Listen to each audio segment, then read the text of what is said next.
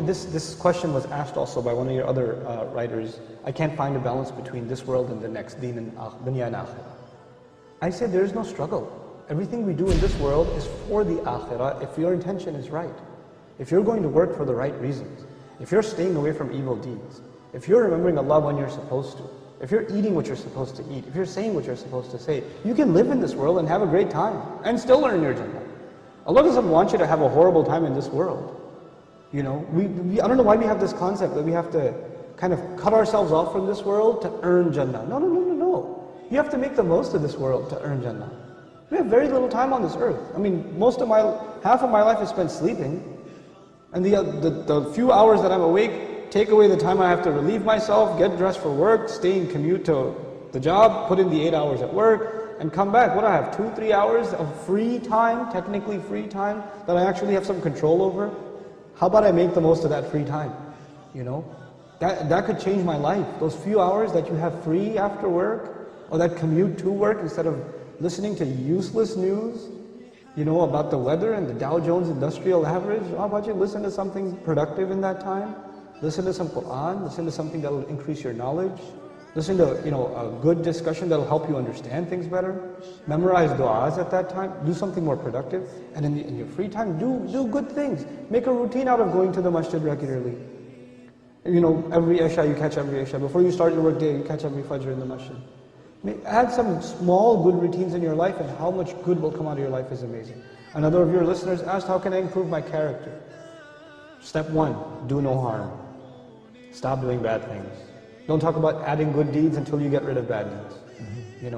You can't talk about giving a patient medicine until you stop the bleeding first. It doesn't make any sense. So you got to stop the entertainment addiction. You got to stop the watching the filth. You got to start lowering your eyes when you're walking down the street, because you're becoming less of a human. Every time you stare at a woman, and you stare at her like she's a piece of meat, like she's an animal, that just means you've lost respect for a fellow human being.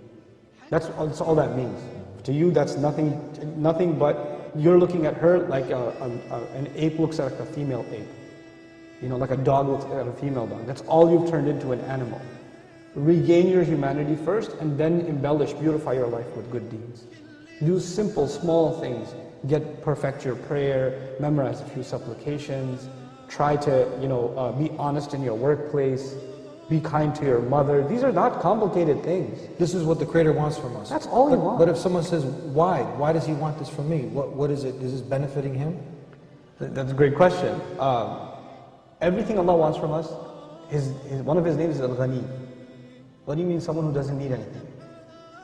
And He told us that in an ayah in which He basically told us to do certain things, and He said, Al-Ghani, and He's free of need. وَأَنْتُمُ الْفُقَرَاء, you're the ones that are bankrupt. Now, in that ayah, He doesn't need anything, and we need everything, because we're bankrupt. And then He told us to do a few good deeds. And if you do a few good deeds, He will make you ghani. He'll make you free of need. He'll shower you with blessings. Not only are good deeds beneficial to us because they in and of themselves are like medicine, but they bring with them bonuses in this world and the next world.